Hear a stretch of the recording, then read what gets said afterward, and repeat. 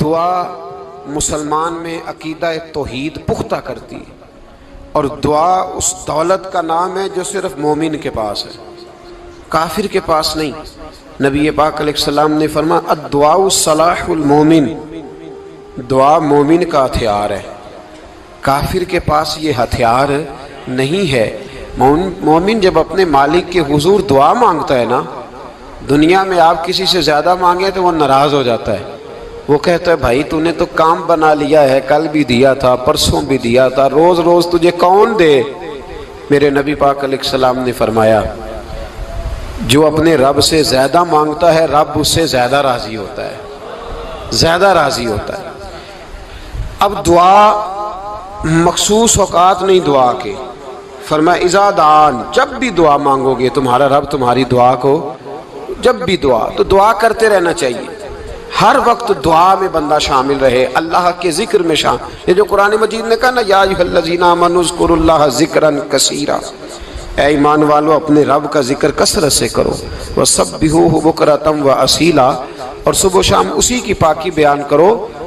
تو اس سے مراد یہ نہیں ہے کہ تسبیح لے کے سارا دن مسجد میں بیٹھے رہو اور کام کوئی نہ کرو، بلکہ اس کا مطلب یہ ہے کہ روٹی شروع کرو تو اللہ کے نام سے، اختتام کرو تو اللہ کے نام، سو جاؤ تو رب کا نام لے کے، سویرے اٹھو تو اللہ کا نام لے کے، جب تمہیں کوئی چیز اچھی لگے تو ماشاءاللہ کہو، جب کوئی مصیبت آئے تو کہو انا للہ و انا الیہ راجعون۔ تو سارا دن اللہ کا ذکر جاری رہے گا۔ نبی پاک صلی اللہ علیہ وسلم نے مسلمان کو ایک دوسرے سے ملنے کا طریقہ بتایا۔ مصیبت آئے تو کیا کہنا ہے؟ صرف فوتگی پہ نہیں کہنا، اس کی وضاحت کر دو۔ کوئی بھی الذین اذا اصابتہم مصیبہ، جب بھی کوئی مصیبت آئے اللہ کے بندے کہتے ہیں ہم اللہ کی طرف سے آئے ہیں اور اللہ کی طرف ہی ہم نے لوٹ جانا۔ تو میرے عزیز ہر وقت اللہ کا ذکر جاری رہے گا، ہر وقت زبان پہ رب کریم کا۔ دیکھیں نا نبی پاک علیہ السلام نے ہمیں ملاقات کا طریقہ بتایا۔ ایک صحابی آئے تو انہوں نے آ کے کہا السلام علیکم، نبی پاک علیہ السلام نے فرمایا رب تعالیٰ نے اسے 10 نیکیاں عطا فرمائی ہیں۔ دوسرے آئے تو انہوں نے کہا السلام علیکم ورحمۃ اللہ، تو محبوب فرمانے لگے، امام بہقی نے اس کو لکھا ہے، محبوب فرمانے لگے رب کریم نے اسے 20 نیکیاں عطا فرمائی۔ ایک اور آئے، عرض کیا السلام علیکم ورحمۃ اللہ وبرکاتہ، محبوب فرمانے لگے اللہ نے اسے 30 نیکیاں عطا فرمائی۔ اچھا اس کا مطلب کیا ہے؟ السلام علیکم، تم پر سلامتی ہو، سادہ ترجمہ یہ ہے کہ تم سلامت رہو، تم سلامت رہو، ورحمۃ اللہ وبرکاتہ، تم پر اللہ کی رحمت بھی ہو اور اس کی برکتیں بھی ہو۔ وہ کیا کہتا ہے؟ وہ کہتا ہے وعلیکم السلام، تم پر بھی سلامتی ہو، ورحمۃ اللہ وبرکاتہ، اللہ کی رحمت ہو اور اس کی۔ یہ جو مسنون دعائیں ہیں نا جو حضور نے ہمیں دعائیں سکھائی ہر موقع پہ، ان کا کمال دیکھیے۔ اب ایک مسلمان نے آتے کہا السلام علیکم، اس کا مطلب کیا ہے؟ تم پر۔ اب وہ جھگڑا کرے گا اسے مارے گا، اس کا مال چھینے گا؟ اس نے تو آتے ہی کہا ہے تم پر سلامتی ہو۔ تو جو سلامتی کی دعا دینے والے ہیں وہ جیب تھوڑی کاٹیں گے، وہ غبن تھوڑی کریں گے، ڈاکہ تھوڑا ڈالیں گے۔ اسلام نے لفظ ہی وہ سکھایا ہے کہ فرمایا جب تم نے ملنا ہے تو تم نے دعائیں کرنی ہیں ایک دوسرے کے لیے۔ اب ہمارے ہاں نئے نئے لفظ آ گئے، ٹیلی فون اٹھایا تو کہا ہیلو، اس کا کیا ترجمہ ہے؟ کون ہے؟ اس کا کیا ترجمہ ہے؟ جی جناب، اس کا کیا مطلب؟ ہم نے دیکھا بڑے بڑے سمجھدار لوگ السلام علیکم کی بجائے کہتے ہیں کیا حال ہے؟ بھئی کیا عجیب بات ہے، بھئی کیا حال ہے کا کیا مطلب ہوا؟ وہ بعد میں کرنے کی بات ہے۔ اور کچھ تھوڑا سا جو ادیب ہیں، جو بیچارے حروف کے پیچ و تاب میں رہتے ہیں، وہ کہتے ہیں آداب عرض ہے۔ وہ کیا ہوتا ہے جی؟ اسلام نے دعا سکھائی ہے السلام علیکم، یہ کتنی خوبصورت دعا ہے۔ جب آپ گھر کے اندر داخل ہوئے تو آپ نے دعا دی السلام علیکم، یہ دعا دی آپ۔ ایک صحابی حاضر خدمت ہوئے، عرض کی یا رسول اللہ صلی اللہ علیہ وسلم میرے گھر میں غربت رہتی ہے، کیا کروں؟ نبی پاک علیہ السلام نے فرمایا جب بھی گھر جایا کرنا گھر والوں سے سلام لیا کر، گھر والوں سے کیا کہا کر؟ السلام علیکم، جب بھی گھر جائے۔ یعنی گھر آیا، اب گھر والوں نے بتایا کہ ماچس کی ڈبیا تو لے آؤ۔ اب یہ دکان کونے پہ تھی گھر والے پہ، وہاں سے ماچس کی ڈبیا لے کے واپس گیا تو کہنے لگا السلام علیکم. پھر گھر والوں نے کہا ہو بتانا یاد ہی نہیں رہا, چینی بھی ختم ہو گئی ہے. تو یہ پھر گیا چینی لینے, لوٹ کے آیا تو کیا کہا؟ جب اللہ چاہتا ہے تو کہے, جب اللہ کے رسول چاہتے ہیں تو کہے. اس کا ترجمہ یہ ہے کہ تو کہہ, تو سلام لے. اللہ رسول چاہ رہے ہیں کہ تو سلام لے تاکہ تیرے گھر میں سلامتیاں ڈال دی جائیں.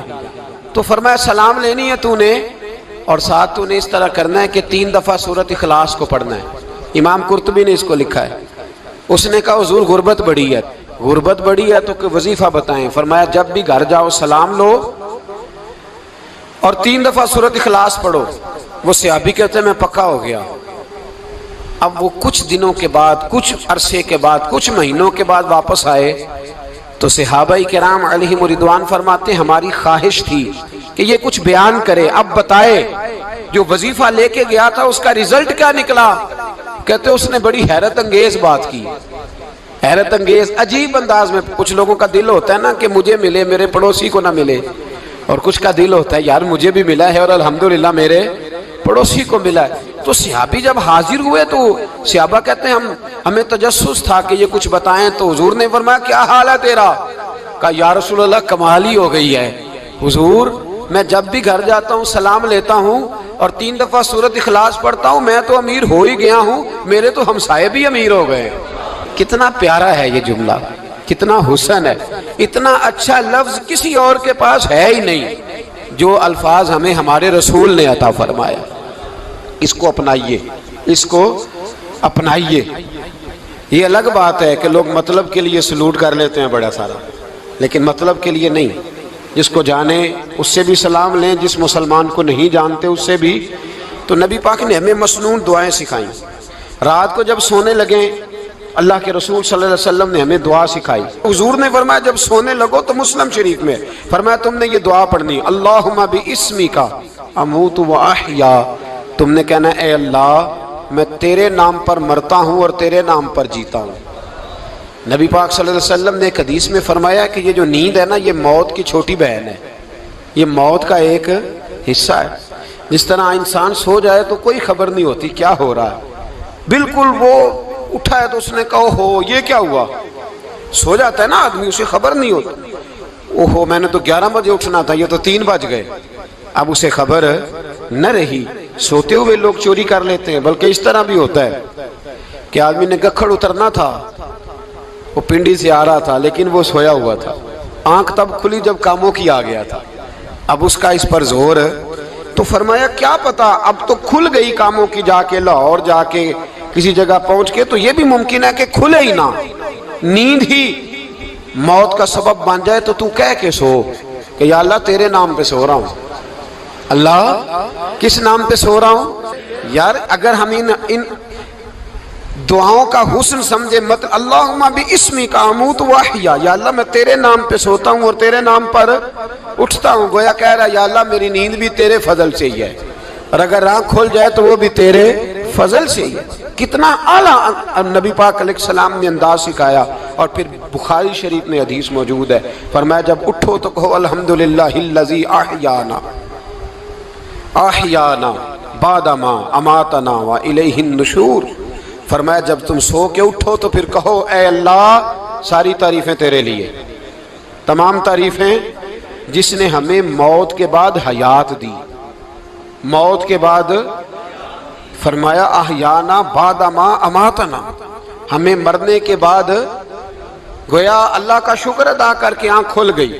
دیکھیں کس طرح اسلام مسلمان کو اللہ کے ساتھ جوڑتا ہے. فرمایا شکر کر, آنکھ کھل گئی. کہ یا اللہ تیرا شکر ہے تو نے موت کے بعد ہمیں دوبارہ حیات عطا فرمائی, یہ شکر ادا کرو. گویا تم یہ نہ کہنا کہ میں اٹھ گیا ہوں تو میرا کمال ہے, یہ نہ سمجھنا میں اٹھ گیا ہوں تو میں بڑا پابند ہوں, جب میں ارادہ کر لوں کہ میں نے 11 بجے اٹھنا ہے تو پھر میں اٹھ جاتا ہوں. یہ نہ کہنا کہ یہ الارم بڑا اچھا ہے, یہ مجھے اٹھا لیتا ہے. ذہن کے اندر خیال کر کہ نیند تو موت کی طرح تھی, یہ جو میں اٹھ گیا ہوں تو اپنے رب کے فضل سے اٹھا ہوں. جو میں اٹھ گیا ہوں, جو ابھی اٹھے ہیں وہ تو بول دینا کم از کم کہ میں اپنے رب کے فضل سے اٹھ گیا. تو دعا سکھائی. پھر دیکھیے نبی پاک صلی اللہ علیہ وسلم نے فرمایا جب تم بیت الخلاء میں جاتے ہو نا, واش روم میں جاتے ہو, تو گندی چیزیں ہوتی ہیں وہاں، شیطان ہوتے ہیں، جنات ہوتے ہیں، یہ گندگی پہ ہوتے ہیں۔ جب تم واش روم جاؤ، بیت الخلا جائے، تب بھی دعا مانگو۔ کیا دعا مانگو؟ وہ دعا بھی نبی پاک صلی اللہ علیہ وسلم نے ہمیں تعلیم فرمائی اور بخاری میں ہے، کہا پڑھا کرو اللہم انی اعوذ بک من الخبث والخبائث۔ کہو اے اللہ ناپاک چیزوں سے میں تیری پناہ مانگتا ہوں، وہ نر ہوں یا مادہ ہوں۔ اللہ میں تیری پناہ مانگتا ہوں۔ واش روم کے اندر بہت ساری بری چیزیں ہوتی ہیں، جوان میری بات پر توجہ فرمائیں، وہاں بہت ساری گندی چیزیں ہوتی ہیں۔ انسان کئی دفعہ واش روم میں جاتا ہے، اسے وسوسے زیادہ آتے ہیں، یہ نوٹ کریں میری بات کو۔ اصل میں نا ہم بات ڈھونڈ رہے ہیں علاج اپنی بیماریوں کا، حالانکہ علاج تو سارا مدینے والے رسول کے پاس موجود ہے، محبوب کے پاس ساری دوائیاں ہیں۔ تو نبی پاک علیہ السلام دیکھیں نا، انسان واش روم میں جاتا ہے، اسے وسوسے آتے، برے خیالات آتے، وہ گناہ کی طرف کئی دفعہ مائل ہوتا ہے، تو کہا تو دعا پڑھ کے جا اللہم انی اعوذ بک، یا اللہ میں تیری پناہ مانگتا ہوں من الخبث والخبائث، ہر خبیث اور بری چیز سے میں تیری پناہ مانگتا ہوں، وہ نر ہو یا یار۔ کتنا عظیم دین ہے، کتنا عظیم میرے مصطفیٰ کریم کا وہ والا دین ہے۔ اصل میں اللہ کرے بی اے پاس بچے کو بیت الخلا کی دعا بھی یاد ہو جائے، ایسے یاد ہو جائے، اور اس کے ماں باپ سمجھ لیں کہ جوان ہو گیا ہے، تو اب ہو سکتا ہے اس کی طرف شیطان حملہ زیادہ کرے، اسے خراب کرنے کی کوشش کرے، تو لہٰذا اسے دعا سکھائی جائے تاکہ اس کو پہلے سے پتا ہو کہ میں نے اس بے ایمان سے بچنا کس طرح سے۔ اب آپ دیکھیے نبی پاک علیہ السلام نے ہمیں دعا سکھائی، مصنف ابن ابی شیبہ میں۔ کون سی دعا؟ واش روم سے نکلنے کی۔ اللہ اکبر، بڑی زبردست دعا ہے، بڑی زبردست۔ آپ یقین کریں اس ایک ایک دعا پر ایک ایک پورا بیان ہو سکتا ہے، ایک ایک۔ یہ اس لیے نہیں میں کہہ رہا کہ میں کوئی عالم فاضل آدمی ہوں، آپ کہیں گے کہ بتا رہے ہیں میں بڑا پڑھا لکھا ہوں، صرف یہ عرض کر رہا ہوں کہ اس کے فوائد پر، ثمرات پر جو اللہ تبارک و تعالی امت کو دیتا ہے، ان دعاؤں کی جو فضیلت حدیثوں میں آئی ہے، اور پھر جو اس کے فوائد ہے، اگر اس پر بات کروں تو ایک دعا تقاضا کرتی ہے کہ اس پر پورا ایک لیکچر ہونا چاہیے۔ دیکھیے آپ واش روم سے نکلے، دعا کیا ہے؟ دعا کے لفظ کے الحمدللہ الذی، ایک حدیث میں لفظ ہے غفرانک، غفرانک، اے اللہ میں تجھ سے بخشش چاہتا ہوں۔ اور جو مشہور اور معروف ہے مصنف ابن ابی شیبہ کی روایت، فرمایا الحمدللہ الذی اذھب عنی العذا وعافانی، فرمایا اے اللہ تیرا شکر ہے۔ واش روم سے نکلا ہے تو کہہ رہا ہے یا اللہ تیرا شکر ہے، تو نے مجھ سے اذیت دور کی، وعافانی، اور تو نے مجھے عافیت عطا کر دی، اذیت دور کر دی اور عافیت۔ بولیے، واش روم سے نکلا ہے تو کیا کہتا ہے؟ یا اللہ تیرا شکر ہے، تو نے مجھ سے اذیت دور کر دی اور مجھے عافیت۔ ڈاکٹر، حکیم، ہومیوپیتھک ایک چیز پر متفق کم ہوتے ہیں، پتہ ہے نا آپ کو، لیکن اس بات پر سب کا اتفاق ہے کہ اگر کسی کو قبض ہو جائے نا تو شاید 70 یا 72 بیماریاں لگ جاتی ہیں اس کو۔ اور جب آدمی کو قبض ہوتی ہے نا، پیٹ کے اندر فضلہ جم جاتا ہے، خارج نہیں ہوتا، اس کو اعصاب کی بیماری ہوتی ہے، اس کے ذہن پر اثر ہوتا ہے اس چیز کا۔ آپ یہ مت سمجھیں کہ کھانا کھانا ہی ایک کمال ہے، اللہ نے یہ بھی نعمت بنائی ہے کہ کھانا جب خارج ہوتا ہے تو وہ بھی اللہ کا بہت بڑا احسان ہے۔ تو فرمایا تو سمجھا ہی نہیں، اگر تجھے قبض ہو جاتی، تیرے پیٹ کے اندر وہ چیز جم جاتی، تیرے لیے کتنی تکلیف کا باعث تھی۔ ان لوگوں سے پوچھئے جو اس کے بیمار ہیں، اس کے مریض ہیں، وہ کتنی تکلیف میں رہتے ہیں، سر میں درد ہوتا ہے، سر چکراتے ہیں۔ ایک بہت بڑا روڈ ایکسیڈنٹ ہوا تو ڈرائیور سے لوگوں نے پوچھا کہ مسئلہ کیا ہے، تو کہنے لگا میں قبض کا مریض ہوں، تو میں کھانا کھا لیتا ہوں تو میرے ذہن پر وہ اس قدر زیادہ گیس کا غلبہ ہوتا ہے کہ میں سخت تکلیف میں ہوں۔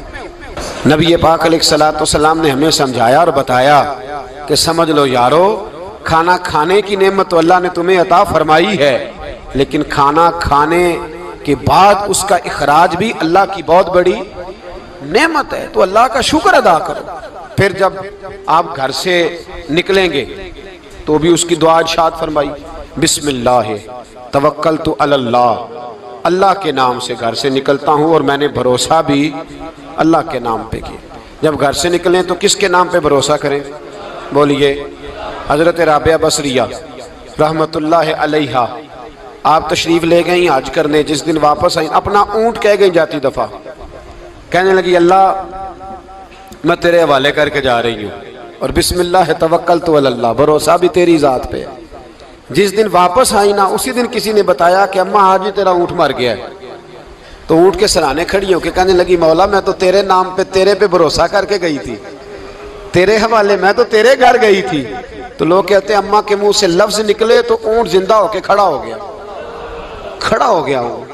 تو اماں کہنے لگی نہیں تمہیں ہی غلطی لگی ہے، مرا ہی نہیں تھا، پہلے سے ہی موجود تھا، وہ اپنی کرامت بھی نہیں ظاہر ہونے دی۔ تو بھائی گھر سے نکلیں تو کس لفظ پر کہ یا اللہ میں تیرے بھروسے پہ نکل رہا ہوں، میں اس کے دو فائدے ہوں گے، ایک تو آپ اللہ کی امان میں جا رہے ہیں، اللہ کی امان میں آ رہے ہیں، اور دوسرا جس گھر کو آپ چھوڑ کے جا رہے ہیں اسے بھی اللہ کی امان میں دے کے جائیں۔ تو کتنا لذت والی دعا ہے جو نبی کریم علیہ السلام نے ہمیں سکھائی۔ اب ذرا حدیث سنیں خوش ہو کے، دیکھیں حضور نے دعا سکھائی، فرمایا جب دیکھ لو نا کسی کو ہنستا ہوا، کیا کرتا ہوا؟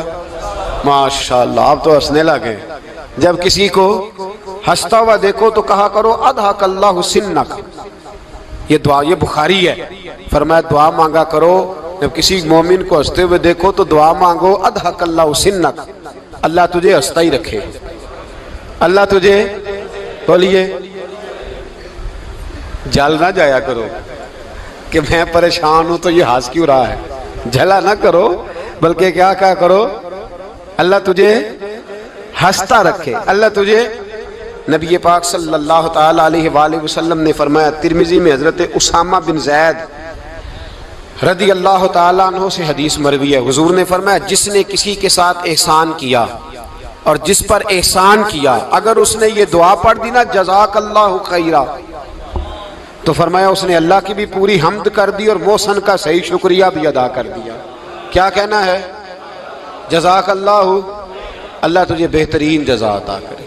اس کا ترجمہ کیا ہے؟ اللہ تجھے بہترین، کیونکہ حضور فرماتے ہیں من لم یشکر الناس ولم یشکر اللہ، جس نے بندوں کا شکریہ ادا نہیں کیا اس نے اللہ کا بھی شکریہ ادا نہیں کرنا۔ تو کیا کہنا چاہیے؟ جزاک اللہ خیرہ۔ اور اگر اماں کہتی ہو بچوں کو انگریزی سکھانی ہے تو کیا کہنا ہے پھر؟ شکریہ ادا کرنے میں کیا کہنا ہے؟ Thanks, thank you. او خدا کے اس کا ثواب کتنا ہے؟ بولے انگریزی ایک زبان ہے، اس کو زبان ہی رہنے دیں گے۔